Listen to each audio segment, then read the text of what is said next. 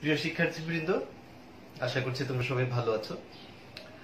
Dhaka college কর্তৃক আয়োজিত online ক্লাসে তোমাদেরকে স্বাগত জানাচ্ছি। যদিও আমাদের অফলাইন ক্লাস অর্থাৎ সরাসরি ক্লাস আমরা শুরু করেছি, তারপরেও ছাত্রছাত্রীদের সুবিধার্থে আমাদের সরাসরি ক্লাসের পাশাপাশি অনলাইন ক্লাস কার্যক্রম সেটিও অব্যাহত আছে এবং সেই ধারাবাহিকতায় আজকে বাংলা দ্বিতীয় পত্রের ক্লাসে তোমাদের সকলকে স্বাগত জানাচ্ছি। ঢাকা কলেজের ছাত্রবৃন্দ এবং এর বাইরে যারা এই ক্লাসটি দেখছো সকলকেই স্বাগত জানিয়ে আজকের ক্লাসটি আমি শুরু করছি। তোমরা জানো যে এর আগে আমরা সমাস অধ্যায়টিকে শুরু করেছিলাম। খুবই গুরুত্বপূর্ণ একটা অধ্যায় বাংলা ব্যাকরণের, এবং সমাসের প্রথম একটি ক্লাস অনুষ্ঠিত হয়েছে। আজকে আমরা সমাসের দ্বিতীয় ক্লাস আমরা করতে যাচ্ছি। সমাসের প্রথম ক্লাসে আমরা সমাসের পরিচয় এবং শ্রেণী বিভাগ আলোচনা করে প্রথম দুইটি যে সমাস অর্থাৎ দ্বন্দ্ব সমাস এবং কর্মধারয় সমাস এই সম্পর্কে আমি আলোচনা করেছি। আজকে তার পরের অংশ থেকে আলোচনা শুরু করব। আশা করছি তোমরা সবাই প্রস্তুত হয়ে বসেছ। খাতা কলম এটা তোমরা নিয়ে বসবে এবং এই বিষয়গুলো, প্রয়োজনীয় বিষয়গুলো তোমরা খাতায় নোট করে নেবে। তাহলে দেখা যাবে যে তোমাদের বুঝতেও যেমন সুবিধা হবে, পরবর্তী সময়ে হয়তো সেটা যদি মনে রাখার ক্ষেত্রে বা আবার পড়ার ক্ষেত্রে তোমাদের অনেকটাই তোমরা উপকৃত হবে। সেই জন্য এই বিষয়গুলো একটু তুলে রাখলে তোমাদের জন্য ভালো হবে। আজকে যেখান থেকে আমরা শুরু করতে চাই, আমরা গত ক্লাসে দেখেছিলাম যে সমাস প্রধানত 6 প্রকার। তার মধ্যে আমরা দ্বন্দ্ব সমাস, কর্মধারয় সমাস এই দুটাকে শেষ করেছি। আজকে আমরা শুরু করব দ্বিগু সমাস থেকে। দেখো, দ্বিগু সমাস কিন্তু খুব বড় আলোচনা নয়, কিন্তু খুব গুরুত্বপূর্ণ সমাস। এর আলোচনাটাও ছোট, আবার বোঝাটাও কিন্তু বেশ সহজ। তারপরেও কেন যেন আমাদের ভুল হয় অনেকে। হতে পারে যে যথেষ্ট মনোযোগের অভাব বা মূল জায়গাটা আমরা মনে রাখতে পারি না অনেকে, এইসব কারণে ভুল হয়। তো আজকের ক্লাসের পরে আশা করি আমরা এই দ্বিগু সমাসকে আর ভুল করব না। প্রথম একটা পয়েন্ট দেখো, দ্বিগু সমাসে পূর্বপদ সংখ্যাবাচক হয়। দ্বিগু সমাসে পূর্বপদ সংখ্যাবাচক হয়। আর দ্বিতীয় একটা পয়েন্ট তুমি মনে রাখো বা লিখে রাখো, পরপদ সাধারণত বিশেষ্য হয়। তাহলে কি হলো? পূর্বপদ সংখ্যাবাচক হয়, পরপদ সাধারণত বিশেষ্য হয়। আমরা একটা উদাহরণ দিয়ে বুঝি। যেমন একটু বোর্ডের কাছে আমরা চলে আসি। একটা উদাহরণ যদি আমি দেই, দেখো, চৌরাস্তা। চৌরাস্তা এর ব্যাস বাক্যটা কি হবে? 4 রাস্তার সমাহার।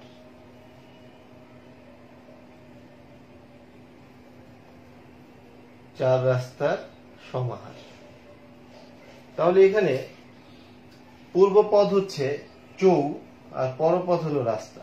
চৌ মানে এখানে 4 অর্থাৎ একটা সংখ্যাকে বুঝাচ্ছে, আর রাস্তা এটা কিন্তু একটা বিশেষ্যকে বুঝাচ্ছে, রাস্তা একটা স্থানকে বুঝাচ্ছে।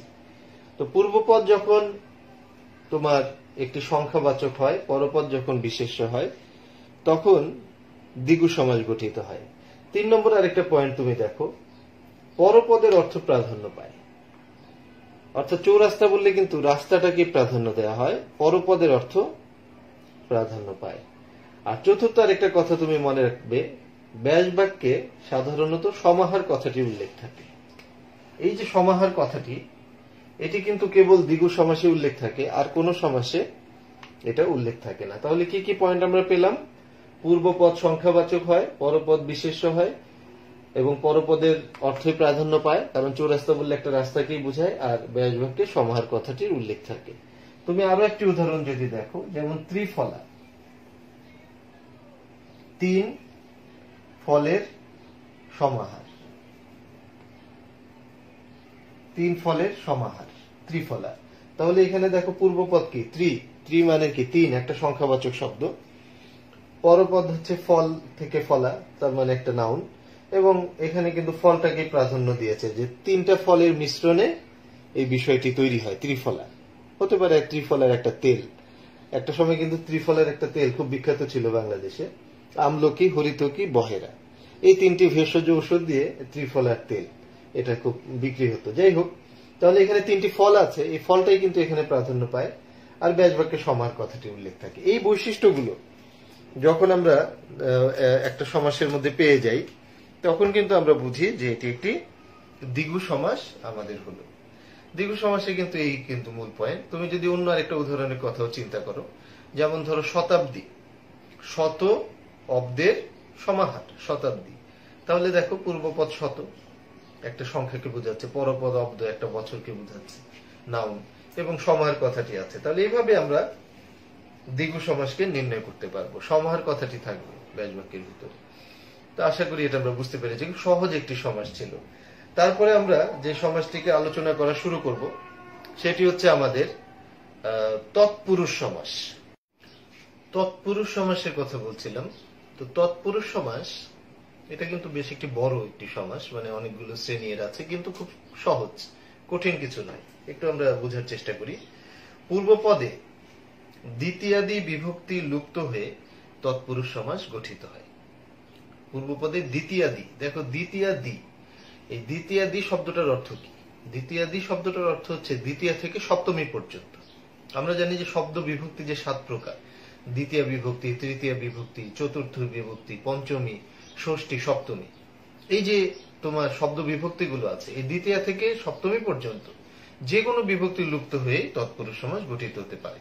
তাহলে যেটা বলছে যে পূর্বপদ থেকে বিভক্তি লুপ্ত হয়ে তৎপুরুষ সমাস গঠিত হয়, এবং পরপদের অর্থ এখানে প্রাধান্য পায়। এই সমাসেও তৎপুরুষ সমাসে কি হবে? পরপদের অর্থটা প্রাধান্য পাবে। আর লুপ্ত, 3 নম্বর আরেকটা পয়েন্ট দেখো, লুপ্ত বিভক্তির নাম অনুসারে সমাসের নামকরণ করা হয়। তাহলে ওই যে পূর্বপদ থেকে যে বিভক্তি লুপ্ত হলো সেই অনুযায়ী সমাসের নামকরণটা করা হবে। যদি দ্বিতীয় বিভক্তি লুপ্ত হয় তাহলে দ্বিতীয় তৎপুরুষ হবে, যদি তৃতীয় বিভক্তি লুপ্ত হয় তাহলে তৃতীয় তৎপুরুষ হবে, যদি তোমার ষষ্ঠী বিভক্তি লুপ্ত হয় ষষ্ঠী তৎপুরুষ হবে। তাহলে এই বিভক্তি চিহ্নগুলা মনে রাখা কিন্তু আমাদের জরুরি। তো আমরা একটু উদাহরণ দেখে বোঝার চেষ্টা করি। আমরা শুরুতেই এটা দেখলাম যে পূর্বপদ থেকে বিভক্তি লুপ্ত হয়ে সমাস গঠিত হবে, আর লুপ্ত বিভক্তির নাম অনুসারে সমাস এটা তৈরি হবে। তো আমরা একটা উদাহরণ দেখি, যেমন ধরো বিপদাপন্ন, বিপদাপন্ন, এই যে একটি সমস্ত পদ, এখানে আমরা গত ক্লাসে পড়েছি যে সমস্ত পদ কাকে বলে, কিভাবে হয়। সমস্ত পদের 2টি অংশ তোমরা জানো, পূর্বপদ এটা বিপদ, পরপদ আপন্ন। এই 2টা পদ মিলে তৈরি হয়েছে, যেটার ব্যাস বাক্য হচ্ছে বিপদকে আপন্ন, বিপদকে আপন্ন। তো বিপদকে আপন্ন মানে হলো যে বিপদকে সে আপন করে পেয়েছে, অর্থাৎ বিপদে পড়েছে, এই অর্থে। তাহলে আমরা যদি লক্ষ্য করি যে পূর্বপদ থেকে কোন বিভক্তিটি লুপ্ত হলো, এই কে বিভক্তিটি লুপ্ত হলো, বাকি অংশটুকু নিয়ে কিন্তু সমাসটি গঠিত হয়েছে। এখন এই যে বিভক্তিটি লুপ্ত হলো, এই বিভক্তিটির নাম অনুসারে এই তৎপুরুষটি হবে, কারণ যখন পূর্বপদ থেকে একটা বিভক্তি লুপ্ত হয় তখনই আমরা তাকে তৎপুরুষ সমাস বলি। এবং বলা হয়েছে যে লুপ্ত বিভক্তির নাম অনুসারে কোন তৎপুরুষ সেটা নির্ণয় হবে। তাহলে কে বিভক্তিটা কোন বিভক্তি? এটা দ্বিতীয় বিভক্তি বা চতুর্থী বিভক্তি, তো সেই অনুযায়ী এটাকে তুমি দ্বিতীয় তৎপুরুষ বা চতুর্থী তৎপুরুষ এই দুটার যে কোনো একটা নামে নামকরণ করতে পারো। যেমন আমরা আরেকটা উদাহরণে আসি। হয়তো আরেকটা বিষয় কিন্তু এখানে মনে রাখতে হবে, পরপদের অর্থ প্রাধান্য পায়। এখানে বিপদাপন্ন সমাসটার মধ্যে মানে ব্যক্তিটা যে বিপদে পড়েছে, আপন্ন হয়েছে, সেই বিষয়টাকে, বিপদকে যে সেই ঘনিষ্ঠভাবে পেয়েছে বা আপন করে পেয়েছে, ওই বিষয়টাকে এখানে কিন্তু প্রাধান্য দেয়। আমরা সহজ আরেকটা উদাহরণ করি, যেমন ধরো রাজপুত্র, এটা আরো সহজভাবে বোঝা যাবে। এটার ব্যাস বাক্য কি? রাজার পুত্র। তাহলে এইখানে এই সমস্ত পদে আমরা দেখছি পূর্বপদ হচ্ছে রাজ, পরপদ হলো পুত্র। তো ব্যাস বাক্যের মধ্যে আমাদের পূর্বপদ থেকে র বিভক্তিটি লুপ্ত হয়েছে।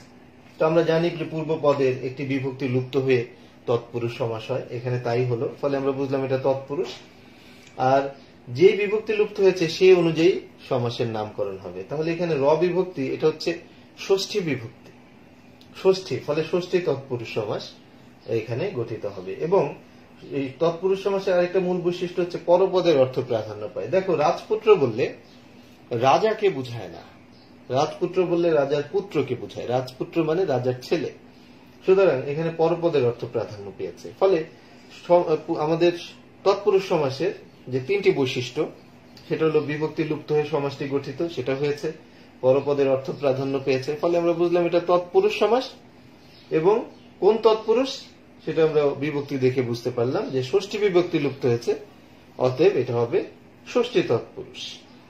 এইভাবে আমরা কিন্তু তৎপুরুষ সমাসকে নির্ণয় করতে পারবো। এখন তৎপুরুষ সমাস, তাহলে আমরা দেখলাম কি যে পূর্বপদ থেকে বিভক্তি লুপ্ত হয়ে এই সমাসটি নির্ণয় হচ্ছে। তো তৎপুরুষ সমাস আমরা এখন শ্রেণী বিভাগটা একটু দেখি। তৎপুরুষ সমাস 9 প্রকার। 9 প্রকার দিয়ে তুমি একটু যদি যারা লিখছো একটু লিখে ফেলো। দ্বিতীয় তৎপুরুষ, তৃতীয় তৎপুরুষ, চতুর্থী তৎপুরুষ, পঞ্চমী তৎপুরুষ, ষষ্ঠী তৎপুরুষ, সপ্তমী তৎপুরুষ। এই কিন্তু 6টা তোমার অনেকটা একই রকম। আর এর বাইরের যে 3টা, সেই 3টা একটু ভিন্ন রকম। 9 তৎপুরুষ, অলুপ তৎপুরুষ, উপপদ তৎপুরুষ। এই 6টা আর 3টা মিলে হচ্ছে 9টা। এই প্রথম যে 6টা, এটা কিন্তু পুরোপুরি বিভক্তির উপর নির্ভর করবে। যে বিভক্তিটি লুপ্ত হবে সেই তৎপুরুষ সমাস হবে। যদি তোমার দ্বিতীয় বিভক্তি লুপ্ত হয় তাহলে দ্বিতীয় তৎপুরুষ সমাস হবে। পূর্বপদ থেকে যদি তৃতীয় বিভক্তি লুপ্ত হয়, তৃতীয় তৎপুরুষ সমাস হবে। পূর্বপদ থেকে যদি চতুর্থী বিভক্তি লুপ্ত হয়, চতুর্থী তৎপুরুষ সমাস হবে। পূর্বপদ থেকে যদি তোমার পঞ্চমী, ষষ্ঠী বা সপ্তমী যে বিভক্তি লুপ্ত হয় সেই তৎপুরুষ হবে। ফলে এই প্রথম 6টা কিন্তু একই রকম। ফলে এই 6টার জন্য আমাদের কি করতে হবে? এই বিভক্তিগুলোর চিহ্ন আমাদেরকে মনে রাখতে হবে, নাহলে তো আমরা বুঝতে পারবো না যে কোন তৎপুরুষ হয়েছে। যেমন এই যে র বিভক্তি, এটা হচ্ছে তোমার ষষ্ঠী বিভক্তি। ফলে এই র বিভক্তি যেখানে লুপ্ত হয়ে যায় সেটা ষষ্ঠী তৎপুরুষ হবে। তো এইভাবে আমরা একটু বিভক্তির চিহ্নগুলো মনে রাখি। আর 2-1টা ব্যতিক্রম যেটা আছে সেটা আবার আমরা আলাদা লিখব। তো আমরা তাহলে এবার বিভক্তির চিহ্নগুলো মনে রাখি। তুমি একটা ছকে একটু তৈরি করে নিতে পারো। সবগুলো বিভক্তি আমরা এখানে দেখব। এখানে তুমি দাও বিভক্তির নাম,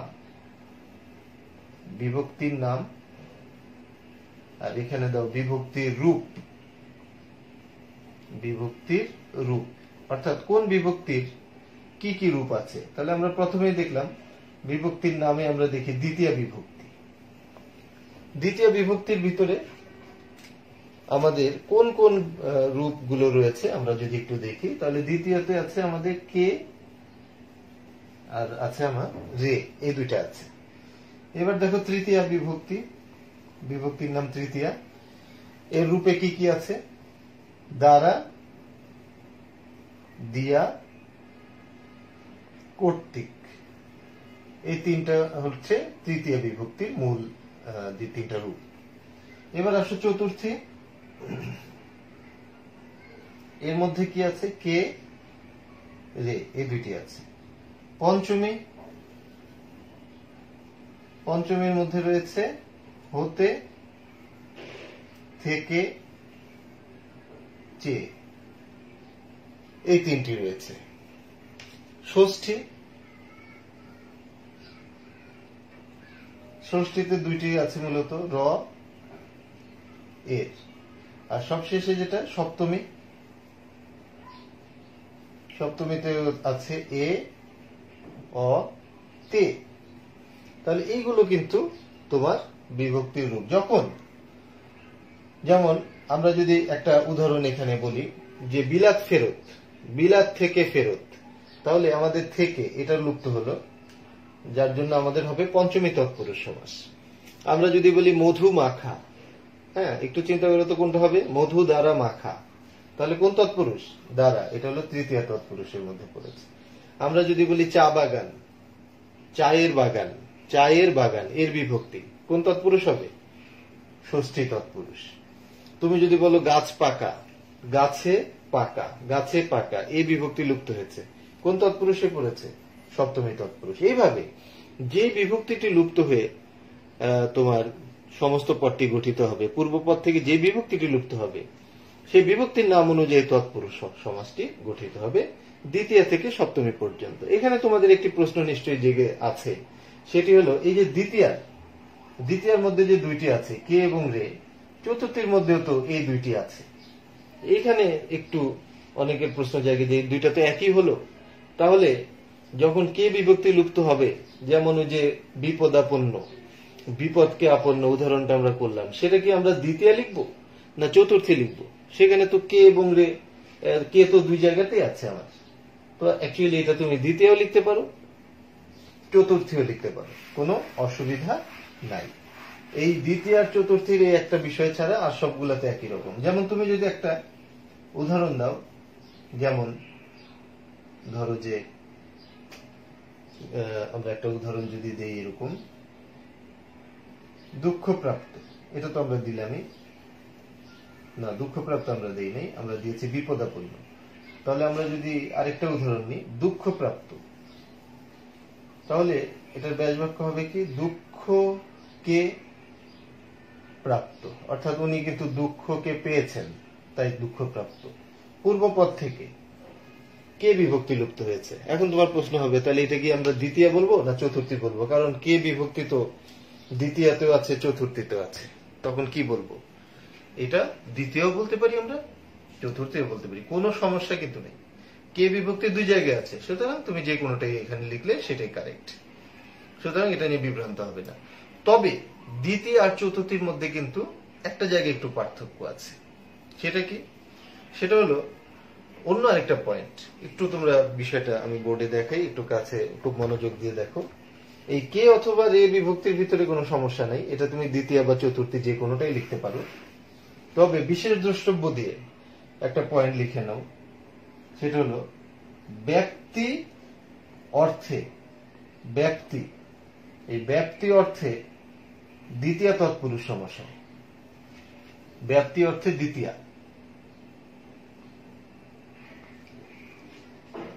ব্যক্তি অর্থে দ্বিতীয় তৎপুরুষ সমাসে যখন আমরা কোনো কিছু ব্যক্তি বুঝাবো, এই ব্যক্তি বুঝালে কিন্তু দ্বিতীয় তৎপুরুষ সমাস। তো ব্যক্তি অর্থে দ্বিতীয় তৎপুরুষ সমাস কিরকম? এখানে কোনো বিভক্তির ব্যাপার নাই, এখানে একটা ব্যাপকতাকে বুঝাচ্ছে। যেমন ধরো চির সুখী, চির সুখী, এখানে দেখো কোনো বিভক্তি নাই, চিরকাল ব্যাপিয়া সুখী, চিরকাল ব্যাপিয়া সুখী, এখানে কোনো পূর্বপদে বিভক্তির চিহ্নের কোনো বিষয় নাই। এখানে একটা ব্যক্তি অর্থ বোঝানো, যে দীর্ঘ সময় ধরে যিনি সুখে আছেন তাকেই কিন্তু চিরসুখী বলা হচ্ছে, চিরকাল ধরে যিনি সুখী। ঠিক তেমনি চতুর্থীর একটা বিষয় আছে, সেটা হল নিমিত্ত অর্থে, নিমিত্ত অর্থে চতুর্থী তৎপুরুষ সমাস হয়। তাহলে এখানেও কোনো বিভক্তির বিষয় নেই। যদি নিমিত্ত, নিমিত্ত শব্দটির অর্থ হলো জন্য, কোনো কিছুর জন্য বুঝায়, তখন কিন্তু চতুর্থী তৎপুরুষ সমাস হবে জন্য বুঝাতে। কিরকম? যেমন ধরো রান্নাঘর, রান্না ঘর, এটার ব্যাস বাক্য কি? রান্নার নিমিত্তে ঘর, রান্নার নিমিত্তে ঘর, রান্নাঘর। তাহলে এখানে আমরা কিন্তু দেখছি নিমিত্ত অর্থে বোঝাচ্ছে, নিমিত্ত মানে জন্য। কি নিমিত্তে তুমি এসেছো? কহ বিস্তারিয়া, মানে কি জন্য এসেছো? এই নিমিত্ত শব্দটার একটা প্রতিশব্দ জন্য, যেমন মা শব্দটির একটি প্রতিশব্দ জননী বা জন্মদাত্রী, তেমনি নিমিত্ত শব্দটির একটি প্রতিশব্দ হলো জন্য। এই জন্য শব্দটা আমরা বুঝি রান্নার জন্য ঘর, অর্থাৎ এই ঘরটা তৈরি করা হয়েছে রান্নার জন্য। এইভাবে যেখানে নিমিত্ত শব্দটি চলে আসবে ব্যাস বাক্যে, কোনো কিছুর নিমিত্তে কিছু করা বোঝায়, তখন কিন্তু কোনো বিভক্তির চিহ্নের ব্যাপার নাই, এই নিমিত্ত বুঝালেই চতুর্থী, আর এটা হলো ব্যক্তি বুঝালেই দ্বিতীয়া। তাহলে এই দুইটা একটু কিন্তু ভিন্ন রকম আমাদের আছে, যে যখন আমরা কোনো কিছু নিমিত্তকে বুঝাবো তখন আমাদের হবে চতুর্থী তৎপুরুষ সমাস, যখন আমরা কোনো কিছুর জন্য বুঝাবো তখন হবে, যখন আমরা কোনো কিছুর জন্য মানিত নিমিত্ত তখন হবে চতুর্থী তৎপুরুষ সমাস। আর যখন ব্যক্তি মানে ব্যাপকতা, অনেক সময় ধরে কিছু একটা চলছে, অনেক স্থান জুড়ে কিছু একটা চলছে, এই ধরনের যখন ব্যাপকতা বুঝাবে তখন কিন্তু সেটা হবে দ্বিতীয়া। তাহলে এই দুইটা একটু ব্যতিক্রম ধর্মী পয়েন্ট। আর বাকি যেই তোমার পয়েন্টগুলো আছে, অর্থাৎ যে বিভক্তি লুপ্ত হবে সেই তৎপুরুষ সমাস হবে, সেটা কিন্তু একই রকম। এখন তৎপুরুষের প্রথম ছয়টা একদম এক, খুব সহজ, যে বিভক্তি লুপ্ত হচ্ছে ওই তৎপুরুষ সমাস, তাই না? যেমন বিলাত থেকে ফেরত, বিলাত ফেরত, এটা কি পঞ্চমী তৎপুরুষ সমাস। তারপরে তোমার তোমার মন গড়া, একটা উদাহরণ খেয়াল করো, মন গড়া, এটা হচ্ছে মন দিয়ে গড়া, মানে বলে না মন গড়া গল্প, মন গড়া কাহিনী, মন দিয়ে গড়া, মন থেকে সে গড়েছে, কোনো ভিত্তি নাই, তো মন দিয়ে গড়া, তো দিয়েটা আছে কোথায়? তৃতীয়াতে আছে ওই যে দ্বারা দিয়ে কর্তৃক, দিয়া আর দিয়ে কিন্তু একই জিনিস, তাহলে এটা হচ্ছে তৃতীয় তৎপুরুষ। সুতরাং এইভাবে আমরা দেখবো যে যেই তৎপুরুষ মানে যে বিভক্তিটি লুপ্ত হয়েছে সেই তৎপুরুষ সমাস আমাদের গঠিত হবে। ভেরি ইজি, খুবই সিম্পল। কিন্তু এর পরের তিনটা একটু ভিন্ন রকম, যেটা হচ্ছে নয় তৎপুরুষ, অলুক তৎপুরুষ আর উপপদ তৎপুরুষ। সেই তিনটা আমরা এবার একটু দেখি যে এই তিনটা আবার কিভাবে গঠিত হয়। আশা করি আমরা সপ্তমী পর্যন্ত বুঝতে আমাদের কোনো অসুবিধা হয়নি। তারপরে তুমি এবার চলে আসো নয় তৎপুরুষ। নয় তৎপুরুষে তুমি একটা পয়েন্ট লিখে নাও, সেটা হচ্ছে পূর্বপদে নাবাচক অব্যয়।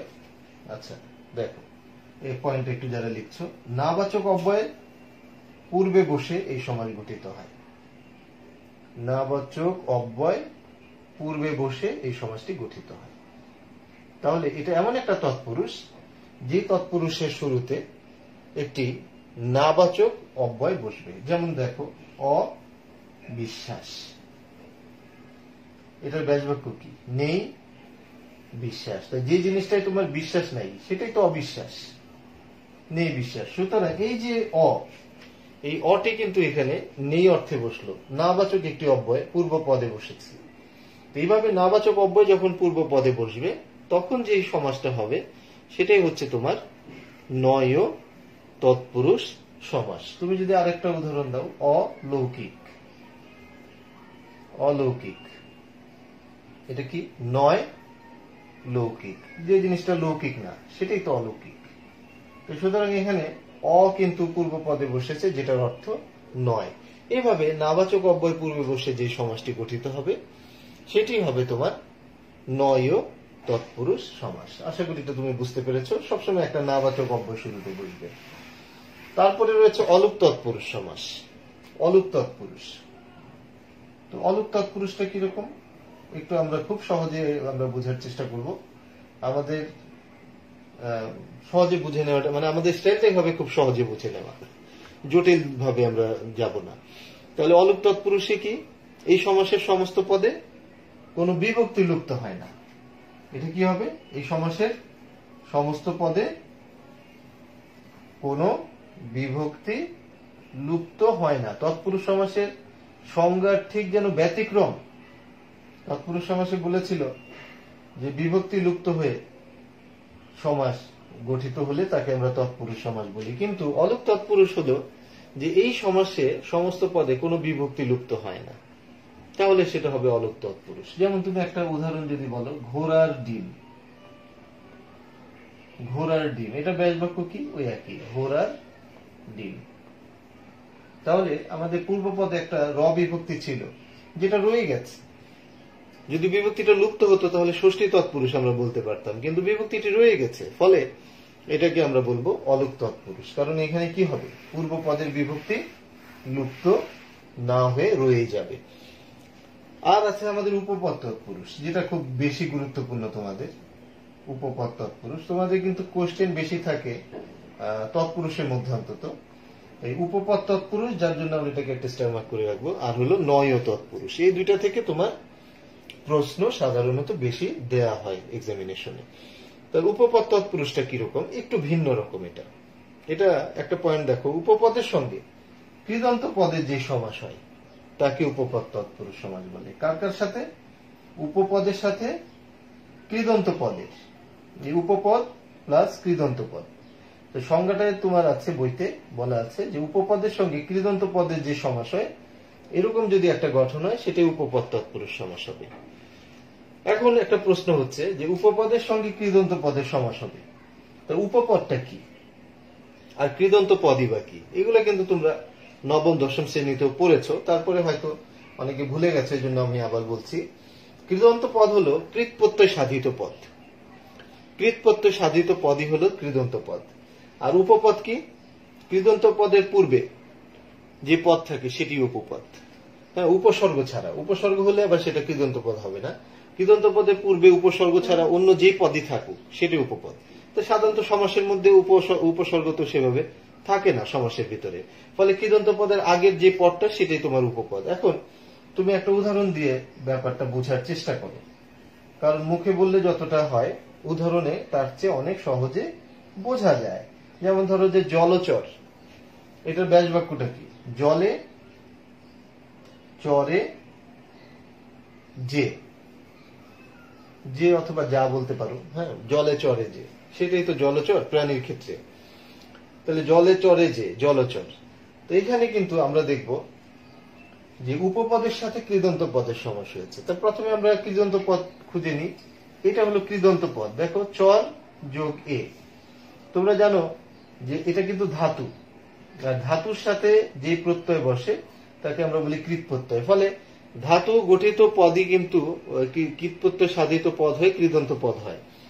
আর এটা যেহেতু কৃদন্ত পদ, কারণ ধাতুর সাথে বসেছে, আর তার আগে যে পদটি আছে এটি কিন্তু উপপদ সবসময়। আর ধাতুগুলো দিয়ে কিন্তু কি হবে? ক্রিয়াপদ তৈরি করা যাবে। তোমরা জানো যে ক্রিয়াপদের মূল অংশই হলো ধাতু, ফলে ধাতু দিয়ে ক্রিয়াপদ তৈরি করা যায়। তাহলে ধাতুর সাথে অর্থাৎ কৃদন্ত পদের সাথে উপপদ যুক্ত হয়ে, যে প্রথমে থাকবে উপপদ, এটা উপপদ, তারপরে থাকবে কৃদন্ত পদ, তাহলেই কিন্তু তোমার এই গঠনটাকে আমরা বলি উপপদ তৎপুরুষ সমাস। এখানে একটা মূল বিষয়, আরেকটা পয়েন্ট তুমি একটু লিখে রাখতে পারো। সেটা হলো যে ব্যাস বাক্যে সাধারণত যে, যা ইত্যাদি সংযোজক অব্যয় ব্যবহৃত হয়। ব্যাস বাক্যে যে, যা ইত্যাদি অব্যয় ব্যবহৃত হয়। এখানে যেমন যে বসেছে, কোথাও হয়তো যা তুমি বসাতে পারো। এখন এটার গঠনটা একটু খেয়াল করো। উপপদ তৎপুরুষের গঠনটা কিন্তু একটু ভিন্ন রকম, যেটা অন্য কোনো সমাসের মধ্যে নাই। সেটা কি? এটার গঠনটা তুমি যদি গঠনটা একটু দেখো, তাহলে এটার গঠন ইকুয়াল টু কি? প্রথমে উপপদ, তারপরে কৃদন্ত পদ, আর শেষে হলো অব্যয়। এই যে অব্যয়টা কিন্তু শেষে বসেছে। এই দেখো, তোমার কৃদন্ত পদটা আগে বসেছে, তারপরে তোমার উপপদটা আগে বসেছে এই যে জলে, তারপরে কৃদন্ত পদ বসেছে চরে, আর এই শেষে অব্যয় বসেছে। আমরা অন্য আরেকটা উদাহরণ দিয়ে আরো সহজে আমরা দেখতে পারি। যেমন ছেলে ধরা, ছেলে ধরা, এটাও কিন্তু উপপদ তৎপুরুষ সমাস। ছেলে ধরে যে। তাহলে এখানে দেখো, প্রথমে থাকবে উপপদ, তারপরে থাকবে কৃদন্ত পদ, তারপরে থাকবে অব্যয়। তাহলে আমরা শুরুতে কৃদন্ত পদ চিনে নিব। এটা কিন্তু কৃদন্ত পদ, ধর ব্যাস বাক্য ধাতু, তার সাথে এ, অর্থাৎ ধাতুর সাথে যে প্রত্যয় যুক্ত হয় সেটাই তো কৃৎ প্রত্যয়। ফলে এখানে কৃৎ প্রত্যয় যুক্ত এই কৃদন্ত পদ, তার সাথে শুরুতে যে পদটি থাকবে সেটি উপপদ। ফলে আমাদের গঠনটা কেমন? উপপদ প্লাস কৃদন্ত পদ প্লাস হচ্ছে তোমার এই যে অব্যয় শেষে বসবে। আর অব্যয় হিসেবে সাধারণত যে অথবা যা বলবে। সবচেয়ে মজার ব্যাপার হলো যে শেষে অব্যয় বসে।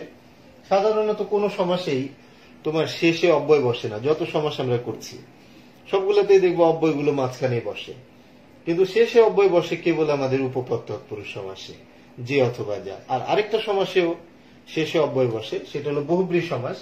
তবে সেখানে যার অব্যয় বসে শেষে, ওটা শেষে বসে এবং যার অব্যয়টি বসে। তাছাড়া বহুব্রীর সাথে আরো অনেক পার্থক্য আছে তৎপুরুষের। আর এই শেষে অব্যয় বসলেও সেটা যার অব্যয়টি বসে, কিন্তু এখানে বসবে যে অথবা যা। যখন তুমি শেষে যে অথবা যা অব্যয়টি পাবে ব্যাস বাক্যে, তার আগেই তুমি তখন দেখবে যে আগে তোমার কৃদন্ত পদ আছে কিনা, তার আগে উপপদ আছে কিনা। এইভাবে কিন্তু তুমি উপপদ তৎপুরুষকে নির্ণয় করে ফেলতে পারবে। উপপদ তৎপুরুষটা অনেকে ভুল করে ফেলে, সেই জন্য গঠনটা মনে রাখলে তোমার জন্য অনেকটা সহজ হবে, কারণ এটার গঠনটা একটু ভিন্ন রকম, কারোর সাথেই মেলে না। আমরা আরেকটি সমাস আজকে পড়ব, সেটি হচ্ছে অব্যয়ীভাব সমাস। খুব ছোট্ট একটি সমাস। এই সমাসটি করে আমরা আজকে ক্লাসটি শেষ করব। তাহলে আজকে আমাদের 3টি সমাস হয়ে গেল, তাই না? আগামী দিন আমরা তখন বহুব্রী সমাস এবং অপ্রধান সমাসগুলো করলে সমাসের ক্লাসটি শেষ হবে। অব্যয়ীভাব সমাসটা দেখো। অব্যয়ীভাব একটা ছোট্ট সমাস, যে সাধারণত কি হয়, পূর্বপদে একটা অব্যয় বসে এবং এই অব্যয়ের অর্থটাই প্রাধান্য পায়। আবার অব্যয়ের অর্থ যোগেই সমাসের ব্যাস বাক্যটি রচিত হয়। খেয়াল করো বিষয়টা, একটা অব্যয় বসবে, অব্যয়টাকেই তুমি ব্যাস বাক্যে অর্থটাকে বিশ্লেষণ করবে এবং অব্যয়ের অর্থটাই প্রাধান্য পাবে। খুব কঠিন কিছু না, একটু দেখলেই হবে। আমরা উদাহরণের সাহায্যে দেখব। যত বেশি উদাহরণ দেখব তত আমাদের সহজ হয়ে আসবে। তাহলে প্রথম পয়েন্ট আমি কি বলেছি? সমস্ত পদে পূর্বপদ হিসেবে অব্যয় পদ বসে। পূর্বপদ হিসেবে কি বসে? পূর্বপদ হিসেবে অব্যয় পদ ব্যবহৃত হয়, হ্যাঁ, অব্যয় পদ বসে। এটা একটা গুরুত্বপূর্ণ বিষয় যে পূর্বপদ হিসেবে অব্যয় পদ বসে। আর দ্বিতীয় একটি পয়েন্ট হচ্ছে পূর্বপদের অর্থই প্রাধান্য পায়। এই যে পূর্বপদ, এই পূর্বপদের অর্থই প্রাধান্য পায়। তার মানে এটা একটা পূর্বপদ প্রধান সমাস, এবং এটাকে আমরা একটা স্টার মার্ক দিয়ে রাখতে পারি এই জন্য যে কেবল অব্যয়ভাব সমাসই হচ্ছে পূর্বপদ প্রধান সমাস, আর কোন সমাস কিন্তু পূর্বপদ প্রধান নয়। যেমন তুমি একটা উদাহরণ দাও, উপকূল, এটা একটা অব্যয়ভাব সমাস। দেখো পূর্বপদে একটা অব্যয় বসেছে উপ, আর ব্যাস বাক্যটা কি? কুলের সমীপে। সমীপে মানে হলো নিকটে, তাহলে উপকূল মানে হচ্ছে কুলের নিকটে যে জায়গাটা। তাহলে সুতরাং তুমি বুঝতে পারছো উপকূল বললে কুলকে বুঝায় না, কুলের সমীপে অর্থাৎ নিকটের জায়গাটাকে বুঝায়। তাহলে এই কুলকে বুঝাচ্ছে না, বুঝাচ্ছে সমীপে। সমীপে কে বুঝাচ্ছে? সমীপে মানে নিকটে। ফলে এই উপর অর্থই হচ্ছে এখানে সমীপে বা নিকটে। তাহলে আমরা দেখছি অব্যয়ের অর্থটা মানে পূর্বপদকে প্রাধান্য পাচ্ছে, কুলকে প্রাধান্য দিচ্ছে না, সমীপেকে প্রাধান্য দিচ্ছে। যেমন ধরো এই যে সমুদ্রের মতো যদি আমরা একটু পানির মতো আঁকি, তাহলে এই পানিটা যেখানে টাচ করেছে সমুদ্রে সেটাকে আমরা বলি সমুদ্রের কুল। কিন্তু এই কুলের আশেপাশের যে জায়গা, যেখানে তোমার যে সি বিচ বলো বা কিছু বাড়ি ঘর আছে উপকূলের এলাকায়, বা এইদিকেও যদি তুমি ধরো, এই কুলের এইদিকেও কিছু লোকজন মাছ ধরে নৌকায় করে, হ্যাঁ, সামুদ্রিক মাছ ধরে, অর্থাৎ এই কুলের আশেপাশের জায়গাটাকে বলা হয় উপকূল। তাহলে উপকূল বললে কিন্তু কুলকে বোঝায় না, কুলের নিকটবর্তী যে জায়গাগুলো সেগুলোকে বোঝায়। যখন একটা ঘূর্ণিঝড় বা কিছু হয় তখন কিন্তু দেখবে এইগুলা সংকেত বারবার দেয়া হয় যে উপকূলবর্তী লোকজনকে নিরাপদে সরিয়ে আনতে হবে, উপকূলের যারা নৌকা দিয়ে মাছ ধরছেন তাদেরকে সতর্ক করা হচ্ছে। ফলে এখানে কিন্তু কুলকে বোঝাচ্ছে না, কুলের নিকটবর্তী জায়গা বা সমীপে বা উপ, এই অব্যয়টাকে এখানে প্রাধান্য দিচ্ছে। অব্যয়ভাবের একটা মূল যে পয়েন্ট সেটা তুমি যদি একটু খেয়াল করো, একটু তুমি লিখে নিতে পারো, সেটা হলো এই সমাসের ব্যাস বাক্যে অব্যয়ের নাম বা ধরন উল্লেখ করা হয় না। এই যে অব্যয়, অব্যয় তো 4 ধরনের আছে, কিন্তু এটা কোন ধরনের অব্যয়? এটা কি সমুচ্চয়ী অব্যয় নাকি অনন্যই অব্যয় নাকি তোমার কোন ধরনের অব্যয়? সেই অব্যয়ের নাম বা ধরন উল্লেখ করা লাগে না। শুধু চতুর্থ একটা পয়েন্ট দেখো, শুধু অব্যয়ের অর্থ যোগেই সমাসের ব্যাস বাক্যটি রচিত হয়। এই যে অব্যয়টি আছে এই অর্থটা তোমাকে বসাতে হবে। যেমন এখানে উপ অর্থ হলো নিকটে, উপ অর্থ নিকটে বা সমীপে। খুব একটা মজার ব্যাপার হলো যে অব্যয়ভাবে কিন্তু অব্যয়ের অর্থটা বসাতে হবে। আবার একই অব্যয় এক এক শব্দে এক এক অর্থ প্রকাশ করতে পারে, একই অর্থ প্রকাশ করবে না। অব্যয় একই কিন্তু অর্থ হবে ভিন্ন। যেমন দেখো উপগ্রহ, এটার ব্যাস বাক্য কি? গ্রহের সদৃশ। উপগ্রহ মানে গ্রহের সদৃশ, মানে গ্রহের মতোই একটা কিছু। এই যে মানে উপর অর্থ এখানে সদৃশ, অর্থাৎ গ্রহের মতো এটার কিন্তু আকার, আয়তন, ভূপৃষ্ঠ ইত্যাদি ইত্যাদি মিল থাকবে। যেমন পৃথিবীর উপগ্রহ হলো চাঁদ, তাহলে চাঁদ হলো কি? পৃথিবীর সাথে কিছুটা মিল আছে, ভূপৃষ্ঠ আছে, আকার আয়তন আছে, এইসব দিক থেকে মিল আছে। এখন কেউ যদি উপকূল মানে কুলের সমীপে বা নিকটে, উপগ্রহ যদি বলে গ্রহের সমীপে বা নিকটে, তাহলে কি হবে? উপগ্রহ কিন্তু তুমি খেয়াল করো গ্রহের নিকটে থাকে না। আমরা পৃথিবী আর চাঁদের হিসাব যদি করি তাহলে আমাদের যে চাঁদ উপগ্রহটি আছে পৃথিবী থেকে লক্ষ লক্ষ তোমার কিলোমিটার কিন্তু দূরে আছে। তাহলে এটা কিন্তু তোমার গ্রহের সমীপে বললে হচ্ছে না, এটাকে বলতে হবে গ্রহের সদৃশ। ফলে একই অব্যয় ভিন্ন ভিন্ন শব্দের সাথে ভিন্ন ভিন্ন অর্থ প্রকাশ করবে, সেই অর্থটা তোমাকে বসাতে হবে, এবং সেই অর্থটাই পূর্বপদেই তো বসবে অব্যয়টা, এবং সেই অর্থটাই কিন্তু প্রধান হবে। তুমি যদি আরেকটা উদাহরণ দিয়ে আমরা শেষ করি, তুমি যদি বলো আমরণ, খুব পরিচিত একটা শব্দ, এটা হচ্ছে কি মরণ পর্যন্ত। আমরণ, আমি আপনার কথা স্মরণ রাখবো, মানে এত উপকার করেছেন যে মরণ পর্যন্ত আমি আপনাকে স্মরণ রাখবো। ফলে এখানে আমাদের অব্যয়টা হচ্ছে আ। এই আয়ের অর্থটা কি? এখানে পর্যন্ত। ফলে এখানে কিন্তু পরপদ যেটা মরণ, এটাকে প্রাধান্য দিচ্ছে না, পর্যন্ত সময়কালটাকে প্রাধান্য দিচ্ছে, আয়ের অর্থটাকে প্রাধান্য দিচ্ছে যে আমি আমার মরণ পর্যন্ত আপনাকে স্মরণ রাখবো। আবার একই অব্যয় দেখো অন্য জায়গায় যদি ব্যবহার করো, আনত, এটার ব্যাসবাক্য কি হচ্ছে? ঈষৎ নত, অর্থটা বসে যাচ্ছে আর কি। আনত, ঈষৎ নত। তাহলে এইখানে আ মানে হলো ঈষৎ, মানে কিছুটা, যে গাছটি আনত হয়ে গেছে, কিছুটা নত হয়ে গেছে। এটাকে হয়তো বাঁশের খুঁটি দিতে হবে বা কিছু দিতে হবে। তো আমরা দেখছি যে এই অব্যয়গুলোর অর্থ প্রাধান্য পায়, কিন্তু অব্যয়ের অর্থগুলো আবার পূর্ব পদে বসে। আর মজার ব্যাপার হলো অব্যয়ের অর্থগুলো এক একটি উদাহরণে ভিন্ন ভিন্ন অর্থকে ধারণ করতে পারে। তাহলে আমরা খুবই গুরুত্বপূর্ণ একটি ক্লাস আজকে করলাম। আমরা কিন্তু 3টি সমাসকে শিখলাম আমাদের টোটাল যে প্রধান 6টি সমাসের ভিতরে, আর অপ্রধান 2টি। তার মধ্যে গত ক্লাসে আমরা 2টি করেছিলাম। আমরা করেছিলাম দ্বন্দ্ব এবং কর্মধারয়। আজকে কিন্তু আমরা শিখলাম দ্বিগু, তৎপুরুষ, এবং আমরা শিখলাম হচ্ছে এটা কি শিখলাম? দ্বিগু, তৎপুরুষ, আর শেষে অব্যয় ভাব। এটা আমরা শিখলাম। আশা করছি এই বিষয়গুলো তোমরা বুঝতে পেরেছো। আর তোমাদের সাথে ছিলাম আমি চৌধুরী রাশেদুল নবী, সহযোগী অধ্যাপক, বাংলা বিভাগ, ঢাকা কলেজ। এখন যদি কোনো প্রশ্ন তোমার এই ক্লাসটিতে জাগে, এটা তুমি দেখবে, ভিডিওটা তো আছে তোমাদের সামনে, তাই না? বারবার দেখার তোমার সুযোগ আছে। তো এটা কিন্তু তোমাদের একটা, আমি মনে করি যে খুবই একটা ভালো ব্যাপার। একাধিকবার তুমি দেখতে পারবে, দেখে তুমি বোঝার চেষ্টা করবে। কোন রকম প্রশ্ন যদি জাগে, সেই প্রশ্ন তুমি করবে, সেখানে আমি কমেন্ট বক্সে তোমাদের প্রশ্ন দেখে উত্তর দেওয়ার চেষ্টা করব। তো তোমাদের সকলকে অনেক শুভেচ্ছা জানাচ্ছি। আজকের ক্লাসটি এখানে শেষ করছি। আগামী ক্লাসে তোমাদের সকলকে আমন্ত্রণ জানিয়ে আজকে বিদায় নিচ্ছি। সকলে ভালো থাকো, সুস্থ থাকো, সুন্দর থাকো। ধন্যবাদ। আল্লাহ হাফিজ।